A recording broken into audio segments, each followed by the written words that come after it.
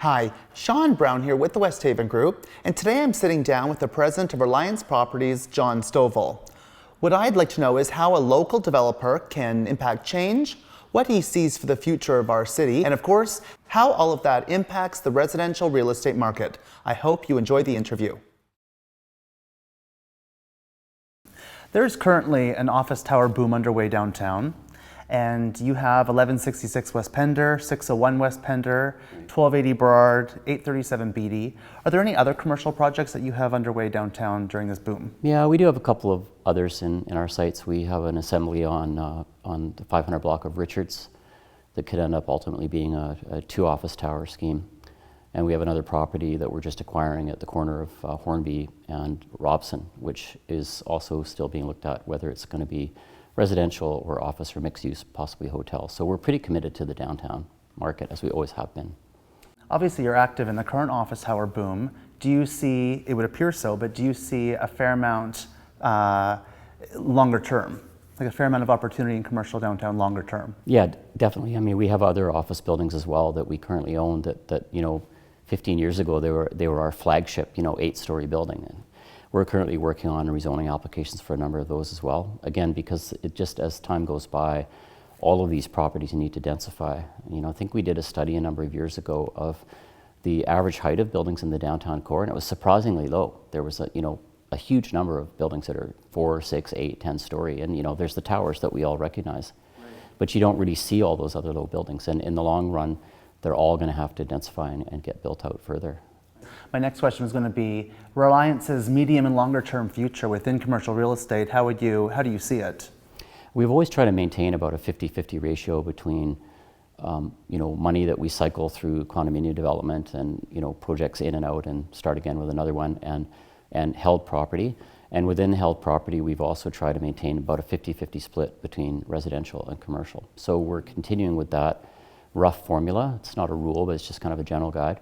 And with our proposed projects coming in and around the region, in the downtown, the west side, the east side of Vancouver, we're trying to maintain that ratio between condominium rental housing and commercial or office development. Recently, we did an interview with CBRE agent Andre Ali Day, and he had identified that with the current office tower boom downtown, it would bring about 17,500 or so jobs, and I had estimated that approximately half of those people would probably choose to live downtown. Yeah. Would you say that data is a driver in any of your downtown residential projects, whether they be rental like 1188 Bidwell, yeah. Bidwell, yeah, or that one that you proposed, I believe, at the corner of Melville and Thurlow? Yeah, definitely. I mean, we have finished the 1188 Bidwell project now, and that, along with West Bank, there's 3 new towers on one block and another one across the street and another one around the corner that West Bank did. So that's 5 towers in one block. They're all rental. They're in the West End. They're down by the beach. They're still a little bit out of the core, but obviously very attractive to that incoming workforce. In fact, we were renting that building, 1188 Bidwell, during COVID, and we were renting numerous units, sight unseen, over the internet, many of them to people who were coming to Vancouver to work for Amazon and other tech tenants, other tech companies. And the project at 1075 West Georgia, which is meant to be 100% rental, right in the CBD, right next to an existing 400,000 square foot office building and across the street from Bentall, is targeted at those inner city workers who won't even, they can take the elevator to work or just walk across the street to their employment. And we're also trying to bring into that 100 units of workforce housing, which are targeted for people, that resilient critical workforce that had a hard time during COVID getting downtown and so on. So that, but that project is challenging a 10-year-old policy, which prevents new residential or residential conversions in the central business district. And we think with the current supply of office coming and really a very strong amount of supply, that it's time to challenge that policy. So we're doing that out in the open with that rezoning application. It'll be very interesting to see how that goes. But it's been quite popular so far, from our press that we did around it. Being a developer in this city, what might be a common pain point that might come up sometimes when working with the city? Would it be existing policies as a main one, or might there be something else? Yeah, and I think we've kind of arrived at sort of an unfortunate spot in Vancouver's, planning history. You've seen a lot of volatility in the director of planning position, with the recent departure of Gil Kelly and now Teresa O'Donnell coming to that role. And, prior to that, we had Brian Jackson, who wasn't there for too long. We had Brent Todderan, who wasn't there for too long. And you have to go all the way back to Larry Beasley to find a stable and, I think, ultimately productive planning leadership regime. And I don't really blame these planners or, in some ways, their staff. You've just got city council after city council who've been pumping out all this, development-related policy. And it's now reached the point where when you go into the city planning department with, a great idea, say the workforce housing project at 1075 West Georgia, they don't really have the culture or maybe even the opportunity to just stand back and look at the macro pros and cons of a project like that. They just go into this checklist mode of like, what's the tower separation? What are the use regulations? What are the shadow impacts? What are the view cone impacts? What are the adjacencies? What are the heritage impacts? And they quickly go into this process of almost finding out why you can't do what you've proposed instead of standing back and looking at it holistically. And I think we've now seen with this current council, first of all, removing the requirement for letters of inquiry for rezoning, so you can go right to council, for asking for a list of projects that are held up that have rental housing in them, either because of policy or lack of policy or a policy conflict, and ultimately now the departure of Gil Kelly for, probably somewhat unfairly almost getting blamed for what really is this kind of coral reef of policy built up over many councils, which kind of rips the bottom out of every ship that tries to cross it in terms of a new development idea. So I think it's going to be a revolutionary time in Vancouver, and I think you're going to see a lot of rezonings coming forward into the public realm that haven't really been through that 2-year-long staff filter that's the current process, and where developers just say, hey, let's try this. Take it to the public, take it to the political leadership, and see how it plays. And on kind of the opposite end of that, what does the city tend to do, or what might be an example of what the city does quite well when it comes to supporting new residential and commercial development in Vancouver? I think at the political level, the support is clearly there. I mean, if you look at this council's voting record, they really have turned down very little of what's gotten to them.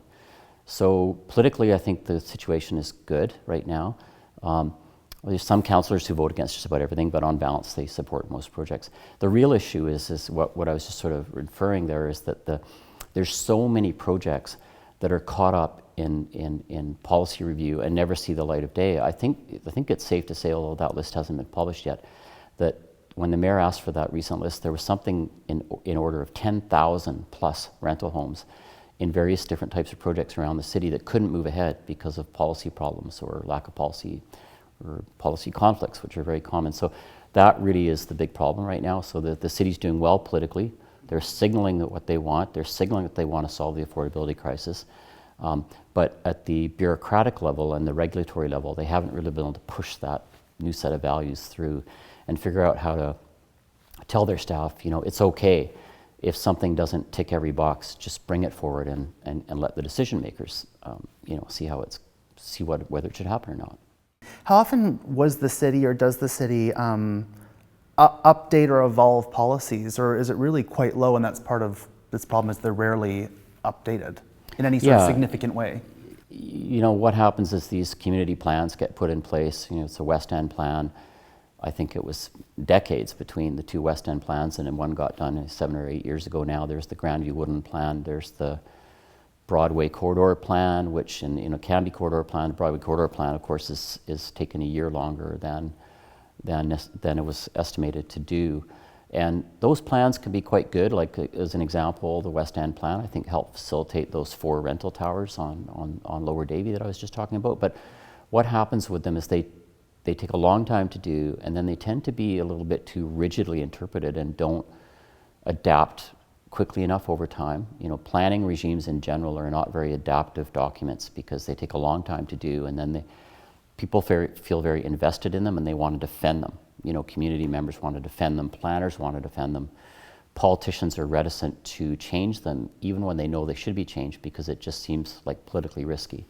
So I think we need to do these plans faster, and I think we need to write them in a way that they're they're based on the best we knew at the time we did them, and they should be written in a way such that they can be adapted quickly to changing circumstances. Things change quickly in our world now, and our planning regimes need to be more responsive to that. Right. So I guess a lot of what you're saying, I'm understanding that if improvements were made in those areas, the supply issue as it relates to housing challenges in Vancouver would be improved upon. And of course, if supply is higher, then it tends to be better for prices. If the public wants prices that are a little lower. Yeah, it's remarkable how many people in the planning regime and even higher up levels of senior executives in municipalities around, not just Vancouver, actually don't even believe in the idea of supply and demand. They believe in the idea of induced demand, which is kind of a highway concept. Like if you build one more lane on the freeway coming into LA, for the first 2 days there'll be a little bit of more room on the roads, but then a week later it'll be choked because more people will decide then to start driving. The problem with that thesis in limiting supply to limit demand is that if you added 100 lanes to that LA freeway, there would be a long period of time where traffic was less congested. So the problem in Vancouver is that they gradually approve additional density in an area like Cambie Corridor or Grandview Woodland. It takes years to do the plan. They tentatively produce a little bit of extra density. The whole market is waiting, watching, camping on that plan. And as soon as they produce that density, boom, it's all coming, it's all built, and the prices inflate quickly. The best example of Vancouver getting that approach right was when they rezoned Gordon Campbell, who was the mayor of the city at the time and subsequently became the premier, rezoned the entire downtown south, what we now call downtown south, in one foul swoop. Not individual rezonings or just took the whole area and went from 1 FSR to 5 FSR. And it led to a 20-year development cycle of all those condominiums you see along Richards, along Homer, of relatively affordable condominiums, getting built. And that was an example of creating enough new supply that you had a sustained period of increased affordability for new housing for the city to grow. And that's what we haven't been doing. We've never done that since then. We just do a little bit at a time. Even the current Broadway corridor plan has been basically completely rejected by the development industry as being far too tentative in terms of additional supply, particularly given the transit investment that's being made.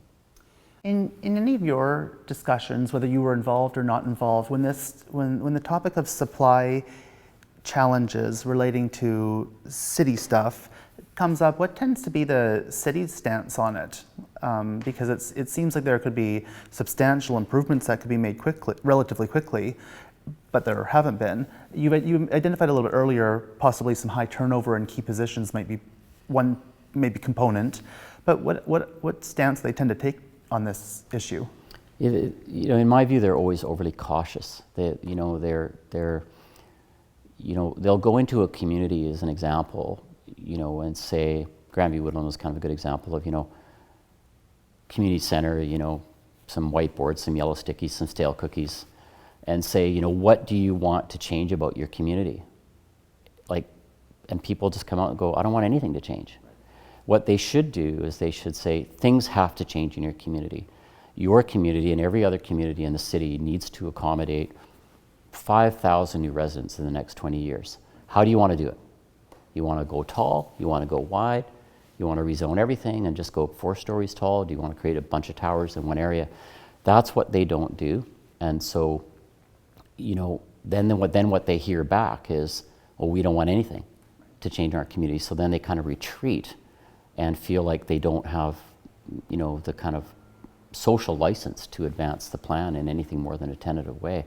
And of course, ultimately, this goes up to the city council level, where these city councils who are responsible for town planning, if you want to call it that, are elected on these kind of low voter turnout, razor-thin margins, and they're worried that if they're too aggressive with the community plans, they're going to get thrown out of office, and it's happened before. So what we really need, and through UDI, where I'm the chair, we've been advocating for years, and we've been talking to the housing minister recently, Minister Eby, is the province needs to say to cities, not just Vancouver, but every municipality in the region, you have to land this many new housing units in your community. when 150,000 or 200,000 people a year are coming in on, through Ottawa and immigration, you have to land this many people in your community. You figure out how to do it.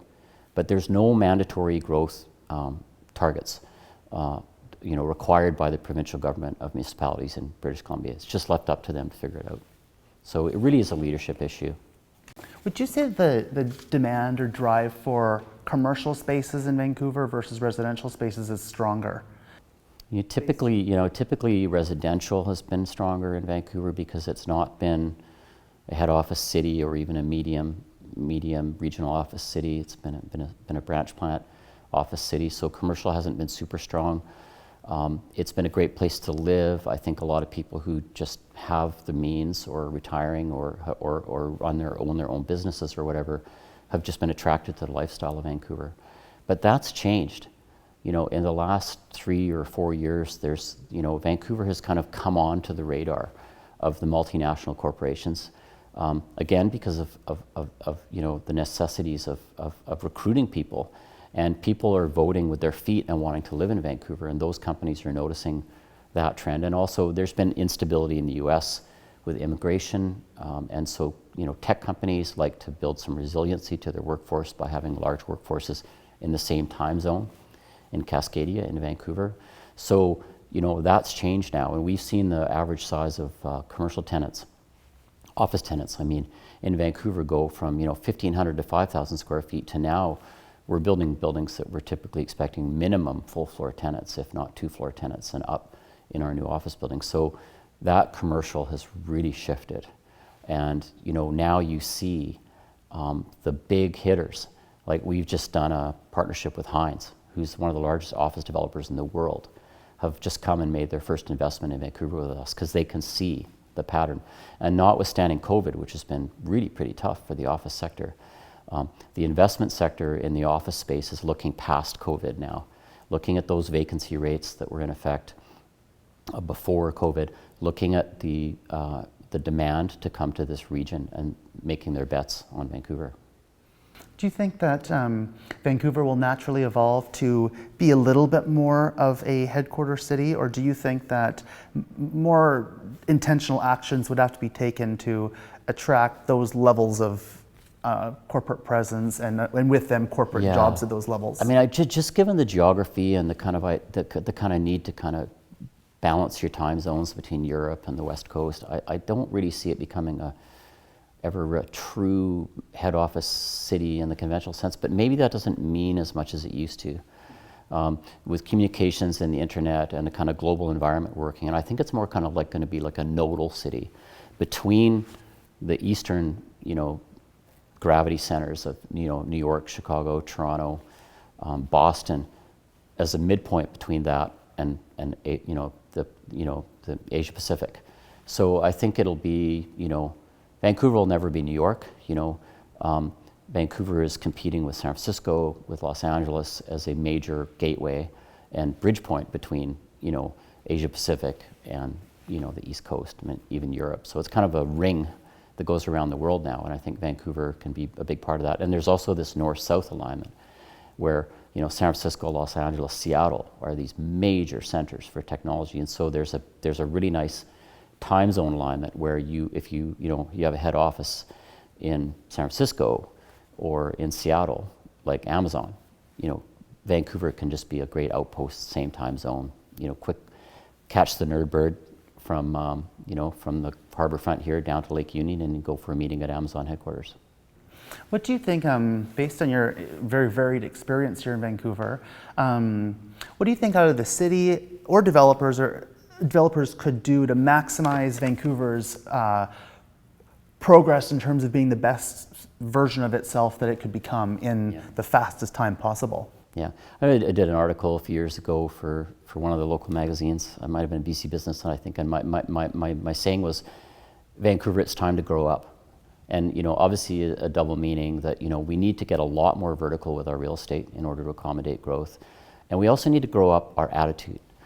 We're too worried about growth. We're too worried about we're stuck between being a museum town, and I mean a museum town in the sense of our environment is our museum, and a real global city. And I think just the population, the sentiment of the people who run and control the city, the generational change that's starting to happen, there's a really big open question about whether Vancouver's really ready to embrace a role as a global city, which comes with some negatives, like cost of living always becomes a challenge. And many of the things we're experiencing now are some of the negatives of being a global city.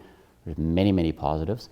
And we're having a little hard time letting go of that little bucolic, forestry fishing village that we sort of have had, growing up. And we don't know who quite we want to be. And I think that's a big part of what's going on in Vancouver right now. And it's a fair debate because, everybody gets to have a point of view. And, we'll find out, I think the next, 5 to 10 years are very pivotal time for the city of Vancouver, where it's going to kind of either just kind of get stuck as this kind of postcard place where hopefully you can eke out a commercial role in a branch office or a nodal office, or whether we really become one of the world's global cities. Vancouver's had some recent biotech success, and there's a lot of biotech construction underway, I believe, in Mount Pleasant. Zoning prevents it from happening downtown. Do you think, given the trajectory that's on, that there might be potential change that might allow a lot of that to happen throughout downtown and surrounding? Definitely, that's a super topical question for us. There's another biotech company in Vancouver called Zymeworks, who is in the Broad Slopes area, and I believe that area allows, at least selectively, lab activity. And they were actually going to be a major tenant for our offices at 1280 Burrard, the office building, a part of the Burrard Place project. And that was a couple of years ago, and actually we couldn't get them because we didn't have lab use zoning permitted in that project at the time. Just in the last couple of months, we went back to the City of Vancouver Council for a text amendment to our rezoning, and they have allowed us lab use now for the project, up to the whole facility, and they allowed a bunch of other uses to be added back to that zoning as well, including other types of educational facilities. So currently right now we're also doing a technical review with our mechanical electrical consultants on ways to make sure that that building can work for lab use, because this is definitely a rapidly growing part of our technology sector. It's biotech, it's not computer tech, and it's an amazing industry to bring into the city because of its connections to education and UBC, and the whole kind of cultural capital of science is obviously now very much front and center in all of our minds, right, with vaccine development and so on. Whether it be residential or office tower developments, how might those evolve with more people wanting to work more from home long term?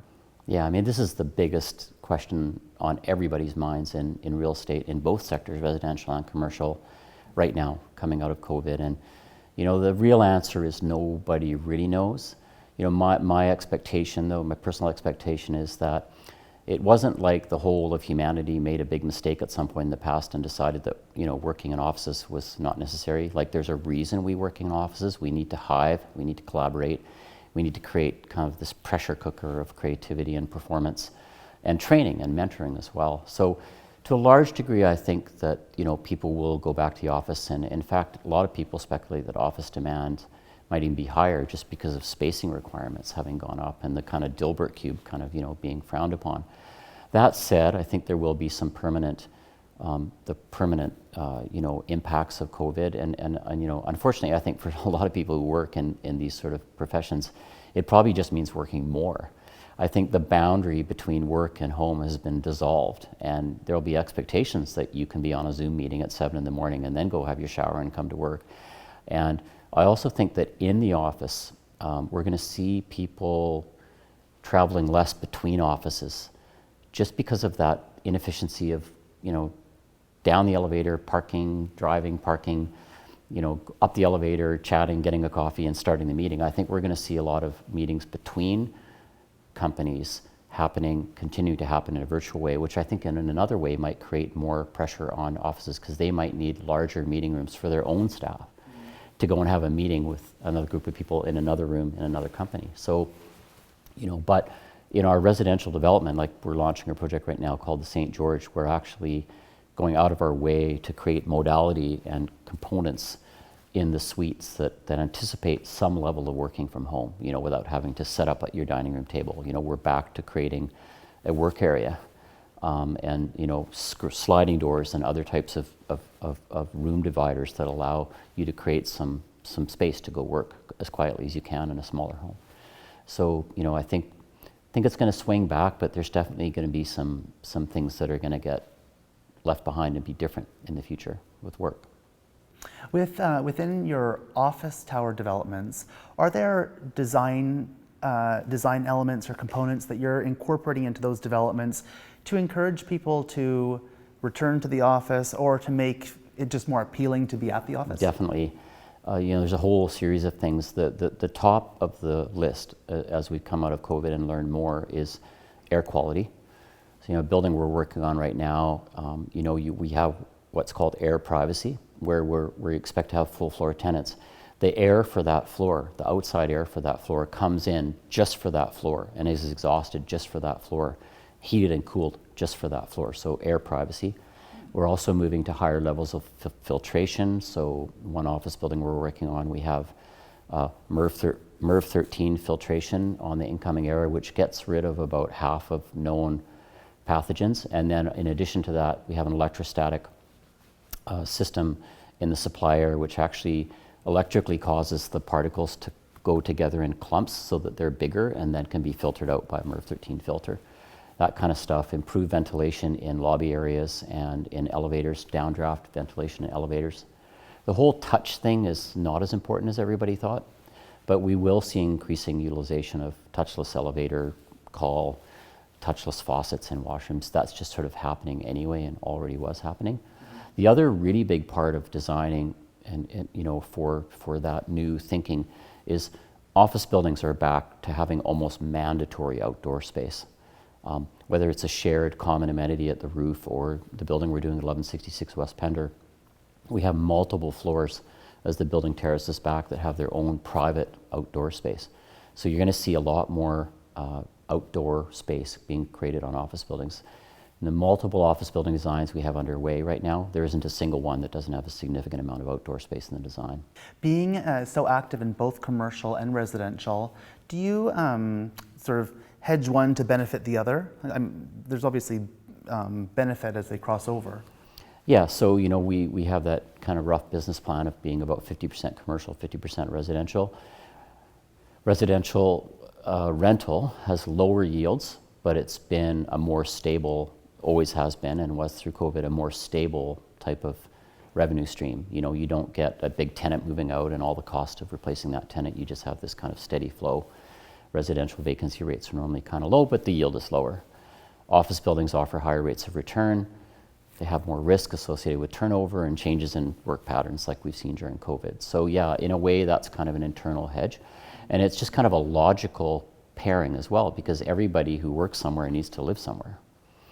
And everybody who lives somewhere, we're probably going to find also needs to work somewhere, as you know, working from home is not really viable, is the only way to work over the long term. So yeah, definitely match those up. And you know, every time we see a growth in the office market, we see a corresponding demand in like, where am I going to live?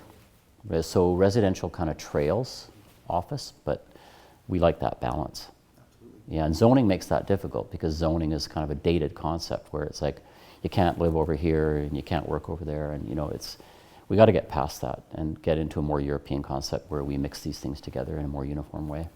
When to people who feel like, oh, zoning or guidelines that keep neighborhoods looking a certain way so that each neighborhood has its own personality, what would you say to that particular argument for zoning, or at least that one kind of aspect to it? Yeah, I mean, you know, this starts to get pretty, you know, philosophical, but I actually, you know, believe that zoning, it's not just a belief, it's actually kind of factual in history. Zoning is sort of a form of economic segregation. Like, why in Chinatown can you have a 25-foot lot, but in parts of Shaughnessy you can't have a lot that's less than 100 feet wide? This sort of creates this sort of partitioning of people, and you can see in the history of zoning how it used to be based in race, and it used to be based in whether you're a renter or whether you're an owner, and what kind of person you are, whether you're a factory worker or a banker. And unfortunately, that kind of got coded into our zoning, not just in Vancouver, but all over North America. And then it got disguised later as protecting the look and feel of a neighborhood. So, Shaughnessy's got tweeting birds and lots of trees, and, Chinatown sort of doesn't. So I think it's a very kind of unfortunate outcome, and we can't do it overnight, and we have to do it in a kind of a gradual and thoughtful way. But I think it's really time to start to look at zoning and say, recently had a suggestion of things that we made to the Council of Mayors in Vancouver about what they could do with provincial government to change rules, and we had an idea that, you should have to have a minimum of like a 25-foot lot should have a minimum of 2 homes, and a 50-foot lot should have a minimum of 4 homes, and a 75-foot lot should have a minimum of 6 homes, a minimum, so that you're not even allowed to build new single-family housing. You can keep your single-family house, but ultimately this is a form of entrenched land use that creates inequity in our society, where, just because a rule says that you can't live in Shaughnessy unless you have the money to buy a 75-foot lot, you, unless you have a certain income, can never live in Shaughnessy, and I don't think that's right. In Europe, buildings can have a very high level of mixed use. There can be, education, lab stuff, hotel, residential, all within one building. Whereas in Vancouver, the most I've ever seen is hotel and some residential, and then hotel at the most. Why do you think that is in Vancouver? Yeah, I think it's, I'm not a planning history expert, but it's somehow in the past in North American planning, we got into this idea of segregating uses. Industry had to be over here, offices had to be over there, little houses with white picket fences could be over here, working class people living in apartment buildings, they could be over there. And I think it goes back to that kind of, social engineering that happened in the past with planning, and it's really hard to shake off. Now, mixed use is starting to happen more and more in Vancouver, and like most of the projects we're doing now have some degree of mixed use. Like Broward Place has retail at the bottom, it has strata office, then it has rental residential, then it has strata residential. But mixed use is still hard, and there's still a lot of areas and a lot of zonings that prevent those uses mixing together. And it all goes back to this kind of paternalistic nature of planning, where somehow people other than ourselves know better about what we should do and what we should be next to and what we shouldn't be next to, instead of just letting us make our own choices. And I think it's all part of the need to kind of look at planning at a fundamental level. And there's okay, you don't want a lead smelting plant next to a daycare. Okay, I get that, but we have way too many boundaries between uses that are no longer necessary boundaries. We've had some success in the past with doing a lot of artist-led work, where we have apartments where you can live in them, or you can work in them, or you can live and work in the same unit. We have one just down the street here at 55 Water. You can make jewelry, but you can also live in the suite. So there's been successes and there's been experiments, and they've been mostly successful. And I think it's just more part of that need to really look at planning at a fundamental level and say, why are we working so hard to tell people how they should live and what they should be next to and shouldn't be next to? As long as basic safety's addressed, I don't think we should be so prescriptive. Planners are taught in school, I believe, that somehow know better than the broader base of the population about what's good for them. It's essentially kind of a paternalistic profession, and I think it really needs to be looked at differently. What is more favorable for developers, the current way zoning works, or this more flexible way that zoning could be? I think it kind of depends on the type of developer you are. I mean, some developers, almost are manufacturers, and they like the clarity of, going into Burke Mountain and just building homes, or going into certain areas and just building, townhouses. It's simple, it's pure, there's nothing to worry about with, other adjacencies or the costs or the premiums of mixed-use buildings, which are more expensive. But for developers who are interested in driving innovation and creating, cultural mix and cultural clash, and bringing people together in synergies, obviously, cutting down those barriers between uses is much better. Speaking personally, and our company, we are much more interested in those types of innovative, collaborative, hybridized communities than just going and rolling houses out of the back of a truck, out in the suburbs. So, I think again, instead of requiring it, let people choose. You know, if the zoning lets you do all res, then do all res. But why doesn't the zoning also let you, you know, have all those other uses mixed together? If one could make the argument that pumping out the same house over and over again in the suburbs is easy and turns a profit and that's that, why do you or Reliance have an interest in being more innovative, driving change, contributing to architectural legacy in Vancouver, etc.? What's the point if you can make money either way? Yeah, I mean, ultimately, you know, companies are just a group of people. You know, companies don't do anything unless people come to work in the morning, and so all companies are kind of a reflection of the people involved. Our company, the people in it, come from a variety of backgrounds, but we do have in common, you know, our founder is very interested in finding things that seem underappreciated and making them appreciable. That's been very much part of our heritage revitalization, you know, strategies over the years. We have the founder's son in the firm, who's an architect with, you know, really good taste and really good design sense. I'm passionate and very interested in design. I watch the books more than the other guys. But so, you know, it's just the people really, and we have kind of a passion for design and innovation as well, and just trying to kind of go a little bit beyond what is expected and required. And yeah, sometimes, you know, a very good developer friend of mine told me that, you know, there's two types of projects: money makers and award winners. We try to get award winners that make money, and we've had many. And that's if we can get that, if we can have a project that's profitable and works for the people who are living or working in it, and wins an award for design, to us, that's a triple bottom line. With respect to the current office tower boom that we're in, how do you see it impacting residential real estate following the completion of the current boom?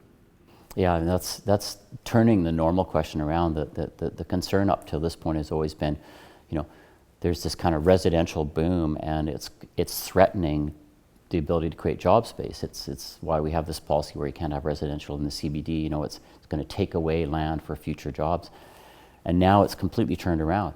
Now those jobs are coming. Now those office buildings are coming. And, you know, as we said, you know, you come to work and then you need to live. I mean, there's other people who need to live here and are going to need to, and forming households, but all those incoming people need somewhere to live. So yeah, we're facing a very significant issue with these incoming jobs. And you know, we can say we've got to just quickly upzone and make space for these jobs, these job holders to work. And the Broadway Corridor Plan is, you know, was in my view the biggest opportunity to create a very large amount of residential dwelling capacity, both for renting and home ownership. But in my view, the plan's too focused on rental, which should be rental, but it's kind of focused only on rental and not home ownership. And so that should be addressed, because we're going to get into a real issue here. So, and then if we don't address it, not only do we not, you know, create enough affordable homes for those new workers to live in, we also tell those companies, hey, stop coming here. Don't build a new office. Don't build the Post like Amazon, because your people, even though they're highly paid, aren't going to find anywhere to live. I'm sorry. And if they do, they'll be economically displacing people in lower paid jobs. So it's a profound moment for Vancouver to basically unlock residential capacity in the city. And, you know, it's just too gradual and too cautious. And it's almost like, you know, they know how many people are going to come, 7,000 people working at that Amazon campus. They know they're going to be here, but they almost can't make the connection between that and the need to act assertively and at some political risk to create the requisite residential density that we need. So I think we're going to see, you know, rental got a bit soft during COVID, but I think we're going to see it really spiking up. Home ownership costs are already rising quickly again. A Vancouver East Side house sold last week for $4 million. Thank you, Jon. That was very insightful. The biggest takeaway I got from that interview is that the City of Vancouver may have various policies in place that are rooted in the past and that might be holding back innovation and holding back the city from being the best version of itself. This affects the residential real estate market in that it restricts the supply of new housing and holds back the volume of advanced and higher paying jobs that could exist here. Please reach out should you have any questions about this interview or anything pertaining to real estate.